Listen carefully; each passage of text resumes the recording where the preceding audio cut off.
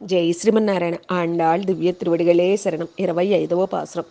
ఒరుత్తి మగనాయ పిరందు అంటుంది మన గోదమ్మ. ఒక అమ్మకు కొడుకుగా పుట్టావు. అదే రోజు రాత్రి ఆ యమునా నది దాటి ఈ యువతలకి రేపల్లకి వేంచేశావే.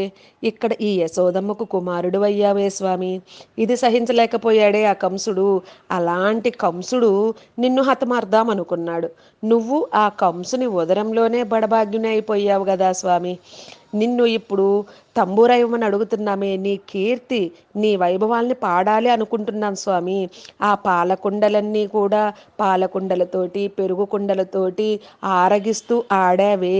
ఆ దామోదర బంధనం తల్లి చేత రోటికి కట్టబడ్డావే. ఆ రోటికి కట్టబడటం వల్లే కదా దామోదర బంధనం జరిగింది. దామోదర అనే నామం వచ్చింది. ఇంకా ఆ గోపికలతోటి క్రీడలు ఆడావే స్వామి. గోపికలందరినీ ఎంత ఆనందపరిచావు ఆ రాసక్రీడతోటి. ఇంకా గోవర్ధనగిరి పర్వతాన్ని చిటికెని వేలు మీద 7 రోజులు ఎత్తి గోవుల్ని, గోపాలకుల్ని, గోపికల్ని అందరినీ రక్షించడమో స్వామి గోవర్ధనధారి. ఇంకా కాళీయ మర్దనం, ఆ కాళింగుని శిరస్సు మీద పాదాలు పెట్టి కాళీయ భంజనం చేసావే. కాళీయ మర్దనం చేశావు కదా స్వామి. పొన్న చెట్టు మీద ఆ గోపికల వస్త్రాలన్నీ తీసి దాచిపెట్టుకెళ్ళి అక్కడ ఆ గోపికలతోటి ఆటలాడావే. ఆ శ్రీకృష్ణ పరమాత్మ నీ వీర గాథలన్నీ మేము పాడతాము స్వామి.